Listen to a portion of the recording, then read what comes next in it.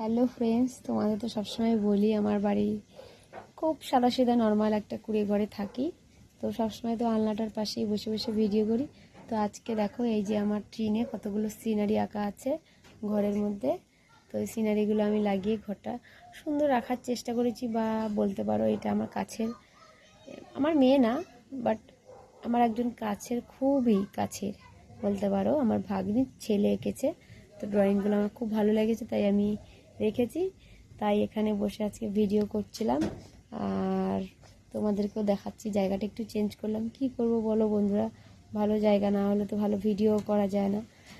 যাই হোক, আমি মনে করি আমার এই কুঁড়ে ঘরটাই আমার কাছে স্বর্গ। তো টিনের ঘর হয়েছে তো কি হয়েছে, তোমাদের এরকম কার কার বাড়ি আছে বা এরকম ভিডিও করার ভালো জায়গা নেই, কমেন্টে অবশ্যই জানিও। আর প্লিজ আমার পাশে থেকে একটু সাবস্ক্রাইব করে দিও চ্যানেলটি, ভালো লাগলে একটু কমেন্টে জানিও। আর ভালো থেকো সবাই।